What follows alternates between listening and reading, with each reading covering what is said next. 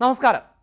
രാജ്യത്തെ ഏറ്റവും പരമോന്നത സിവിലിയൻ പുരസ്കാരം പത്മ പുരസ്കാരം എല്ലാവർക്കും അറിയാവുന്ന ഒന്നാണത്. റിപ്പബ്ലിക് ദിനാഘോഷത്തിൻ്റെ ഭാഗമായാണ് ഈ പുരസ്കാരങ്ങൾ പ്രഖ്യാപിക്കാറുള്ളത് എന്നതും എല്ലാവർക്കും അറിയാം. ഇത്തവണ പുരസ്കാരം പ്രഖ്യാപിച്ചപ്പോൾ എല്ലാ മലയാളികളെയും സംബന്ധിച്ചിടത്തോളം അത് അഭിമാനത്തിൻ്റെ നിമിഷം ആയിരുന്നു. അതിന് കാരണം പത്മവിഭൂഷൺ ലഭിച്ച 5 പേരിൽ 3 പേരും മലയാളികൾ ആണ്. മുൻ മുഖ്യമന്ത്രി VS അച്യുതാനന്ദൻ, സുപ്രീം കോടതി മുൻ ജസ്റ്റിസ് KT തോമസ്, സാഹിത്യകാരനും വിദ്യാഭ്യാസ വിചക്ഷണനുമായ P നാരായണൻ എന്നിവരാണ് പത്മവിഭൂഷൺ ലഭിച്ച മലയാളികൾ.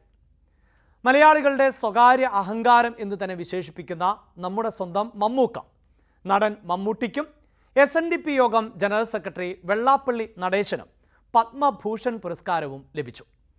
ബഹിരാകാശ ശാസ്ത്രജ്ഞൻ A മുത്തുനായിക, മോഹിനിയാട്ടം കലാകാരി കലാമണ്ഡലം വിമല മേനോൻ, ആലപ്പുഴയിൽ തപോവനം വളർത്തിയെടുത്ത കൊല്ലയ്ക്കൽ ദേവകി അമ്മ എന്നിവർക്ക് പത്മശ്രീ പുരസ്കാരവും ലഭിച്ചു. എന്നാൽ ഇത്തവണ ഈ പത്മ പുരസ്കാരങ്ങൾ പ്രഖ്യാപിച്ചതിന് ശേഷം വലിയൊരു ചർച്ചയ്ക്ക് വഴിയൊരുക്കി. അത് മറ്റൊന്നുമല്ല, കേരളത്തിൻ്റെ ജനകീയ മുഖ്യമന്ത്രിയായിരുന്ന CPIMൻ്റെ സമുന്നതനായ നേതാവായിരുന്ന VS അച്യുതാനന്ദന് പത്മവിഭൂഷൺ പ്രഖ്യാപിക്കുമ്പോൾ ആ പുരസ്കാരം അദ്ദേഹത്തിന് വേണ്ടി സ്വീകരിക്കാൻ കുടുംബം തയ്യാറാകുമോ, പാർട്ടി തയ്യാറാകുമോ? മരണാനന്തര ബഹുമതിയായാണ് VS അച്യുതാനന്ദന് പുരസ്കാരം നൽകിയത് എന്ന് നമുക്കറിയാം. മുൻ കീഴ്വഴക്കങ്ങൾ അനുസരിച്ച് മുൻ മുഖ്യമന്ത്രിമാരും CPIM നേതാക്കളുമൊക്കെ ഈ പുരസ്കാരങ്ങൾ നിരസിക്കുകയാണ് ചെയ്യാറ്. EMS നമ്പൂതിരിപ്പാട്, ജ്യോതി ബസു, ബുദ്ധദേവ് ഭട്ടാചാര്യ തുടങ്ങിയവരൊക്കെ പുരസ്കാരങ്ങൾ നിഷേധിച്ച ചരിത്രവുമാണ് ഉള്ളത്. ആ ചരിത്രം എന്ത് എന്നതാണ് നമ്മൾ ഒരൽപ്പം വിശദമായി പരിശോധിക്കാൻ പോകുന്നത്. EMS നമ്പൂതിരിപ്പാട്, അദ്ദേഹത്തെക്കുറിച്ച് ആർക്കും പറഞ്ഞ് മനസ്സിലാക്കേണ്ട കാര്യമില്ല. കേരളത്തിൻ്റെ ആദ്യത്തെ മുഖ്യമന്ത്രിയായിരുന്നു. ജനാധിപത്യത്തിലൂടെ ലോകത്ത് തന്നെ ആദ്യമായി അങ്ങനെ അധികാരത്തിൽ ഏറിയ ഒരു സാഹചര്യം കേരളത്തിൽ ആണ് ഉണ്ടായത്. അങ്ങനെയുള്ള EMS നമ്പൂതിരിപ്പാടിന് പത്മവിഭൂഷൺ നൽകാൻ 1992 ആണ് തീരുമാനിച്ചത്. തനിക്ക് ഈ പത്മഭൂഷൺ ലഭിക്കുന്നു എന്ന കാര്യം EMSന് നേരത്തെ തന്നെ അറിയാമായിരുന്നു. പലപ്പോഴും പത്മ പുരസ്കാരങ്ങൾ പ്രഖ്യാപിക്കുമ്പോൾ ആ പുരസ്കാരത്തിന് അർഹനായി എന്ന കാര്യം ഈ അർഹനായ വ്യക്തിയെയോ അല്ലെങ്കിൽ മരണാനന്തര പുരസ്കാരമായിട്ടാണ് നൽകുന്നതെങ്കിൽ ഈ പുരസ്കാരത്തിന് അർഹനായിട്ടുള്ള വ്യക്തിയുടെ കുടുംബത്തെയോ ഒക്കെ അറിയിക്കുന്ന സാഹചര്യമുണ്ട്. അതിന് കാരണം പലപ്പോഴും ഈ പുരസ്കാരങ്ങൾ നിരസിക്കാറുണ്ട് എന്നതുകൊണ്ട് തന്നെയാണ്. എന്തായാലും നരസിംഹറാവു സർക്കാരാണ് EMSന് അവാർഡ് നൽകാം എന്ന് തീരുമാനിച്ചത്.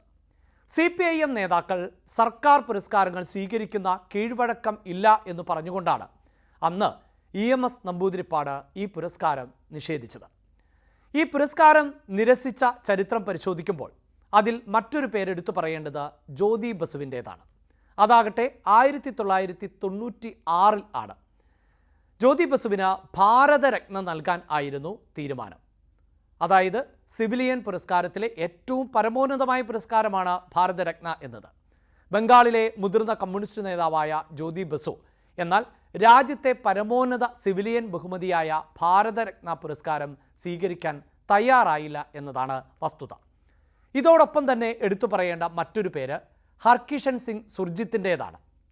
ഐക്യ സർക്കാരിൻ്റെ കാലഘട്ടത്തിൽ തന്നെയാണ് പത്മവിഭൂഷൺ പുരസ്കാരം നൽകാൻ തീരുമാനിച്ചത്. 1992 മുതൽ 2005 വരെ CPIMൻ്റെ പാർട്ടി ജനറൽ സെക്രട്ടറി ആയിരുന്നു അദ്ദേഹം. ആദ്യ പോളിറ്റ് ബ്യൂറോ മുതൽ 2008 വരെ പോളിറ്റ് ബ്യൂറോയിൽ അംഗവും ആയിരുന്നു.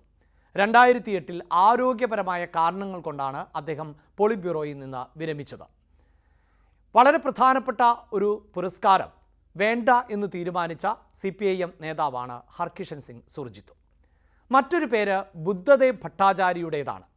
2022 ആണ് ബുദ്ധദേവ് ഭട്ടാചാര്യയ്ക്ക് പത്മഭൂഷൺ പ്രഖ്യാപിച്ചത്.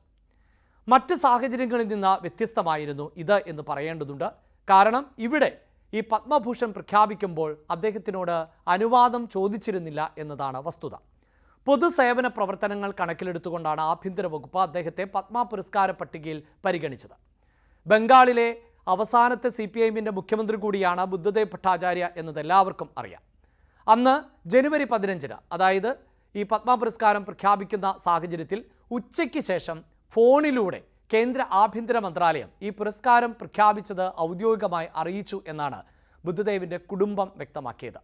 പിന്നീട് ബുദ്ധദേവിൻ്റെ ഭാര്യയായ മീര ആണ് CPIM നേതൃത്വത്തെ അദ്ദേഹത്തിന് ഈ പുരസ്കാരം സ്വീകരിക്കാൻ താല്പര്യമില്ല എന്ന കാര്യം ഔദ്യോഗികമായി അറിയിച്ചത്. പത്മഭൂഷൺ പുരസ്കാരം ബുദ്ധദേവ് ജി സ്വീകരിക്കാൻ താല്പര്യപ്പെടുന്നില്ല എന്ന് അവർ നേതൃത്വത്തെ അറിയിച്ചു. ഇതേക്കുറിച്ച് ആരും എന്നോട് ഒന്നും പറഞ്ഞിട്ടില്ല. എനിക്ക് അവാർഡ് പ്രഖ്യാപിച്ചിരിക്കുകയാണ് എങ്കിൽ അത് വേണ്ടെന്ന് വെക്കുന്നു. ഇതായിരുന്നു ബുദ്ധദേവ് ഭട്ടാചാര്യയുടെ പ്രതികരണം. അന്ന് വൈകിട്ട് തന്നെ CPIMൻ്റെ മുതിർന്ന നേതാവിൻ്റെ ഈ തീരുമാനം പാർട്ടി വാർത്താക്കുറിപ്പായി തന്നെ പുറത്തിറക്കുകയും ചെയ്തു. ഇങ്ങനെ CPIMൻ്റെ മുൻ മുഖ്യമന്ത്രിമാരും നേതാക്കളും പുരസ്കാരങ്ങൾ തിരസ്കരിച്ച സാഹചര്യമാണ് ഉള്ളത് എന്നതുകൊണ്ടാണ് VS അച്യുതാനന്ദന് മരണാനന്തര ബഹുമതിയായി പുരസ്കാരം നൽകുമ്പോൾ അത് സ്വീകരിക്കുമോ തള്ളുമോ എന്നത് പ്രധാനപ്പെട്ട ചർച്ചയായി മാറിയത്. എന്തായാലും ഇപ്പോൾ CPIM ഔദ്യോഗികമായി സ്വീകരിച്ചിട്ടുള്ള നിലപാട് പുരസ്കാരം സ്വീകരിക്കാം എന്നത് തന്നെയാണ്. പ്രത്യേകിച്ച് മരണാനന്തര ബഹുമതിയായി ലഭിച്ച ഈ പുരസ്കാര നേട്ടത്തിൽ അഭിമാനവും സന്തോഷവും ഉണ്ട് എന്ന് VS അച്യുതാനന്ദൻ്റെ കുടുംബം തന്നെ പ്രതികരിച്ച സാഹചര്യം കൂടി കണക്കിലെടുത്തുകൊണ്ടാണ് പാർട്ടി നിലപാട് തിരുത്തുന്ന ഒരു സാഹചര്യം ഉണ്ടായിട്ടുള്ളത്. ഇവിടെ മറ്റൊരു പുരസ്കാരത്തിൻ്റെ കാര്യം കൂടി ഒന്ന് പ്രേക്ഷകരെ ഓർമ്മപ്പെടുത്താം. അത് KK ശൈലജ എന്ന മുതിർന്ന CPIM നേതാവിന് ലഭിച്ച മാഗ്സസെ പുരസ്കാരം ആണ്. 2022 നിപ്പ കോവിഡ് പ്രതിരോധ പ്രവർത്തനങ്ങൾക്ക് നേതൃത്വം കൊടുത്തതിൻ്റെ പേരിൽ ആയിരുന്നു മുൻ ആരോഗ്യമന്ത്രിയായിട്ടുള്ള KK ശൈലജയെ മാഗ്സസെ പുരസ്കാരത്തിനായി പരിഗണിച്ചത്. എന്നാൽ കോവിഡ് ഉൾപ്പെടെയുള്ള പകർച്ചവ്യാധികൾക്കെതിരെയുള്ള പ്രതിരോധ പ്രവർത്തനങ്ങൾ കൂട്ടായി നടത്തിയതാണ് എന്നും പാർട്ടി നൽകിയ ചുമതല മാത്രമാണ് KK ശൈലജ നിർവഹിച്ചത് എന്നുമായിരുന്നു അന്ന് CPIMൻ്റെ നിലപാട്. അതിൻ്റെ പേരിൽ ഒരു വ്യക്തിക്ക് മാത്രം അവാർഡ് സ്വീകരിക്കേണ്ടതില്ല എന്നും CPIM നിലപാടുകൾ എടുത്ത സാഹചര്യമാണ് ഉള്ളത്. ഇതാണ് CPIMൻ്റെ ചരിത്രമെങ്കിൽ ഇപ്പോൾ VS അച്യുതാനന്ദന് പത്മ പുരസ്കാരം ലഭിക്കുമ്പോൾ അതിൽ നിന്ന് വ്യത്യസ്തമായ നിലപാട് സ്വീകരിക്കുന്നു. ആ പുരസ്കാരം സ്വീകരിക്കാം എന്ന നിലപാടിലേക്ക് CPIM എത്തി നിൽക്കുന്നു. കൂടുതൽ വാർത്തകൾക്ക് News 18 Keralam YouTube channel subscribe ചെയ്യുക.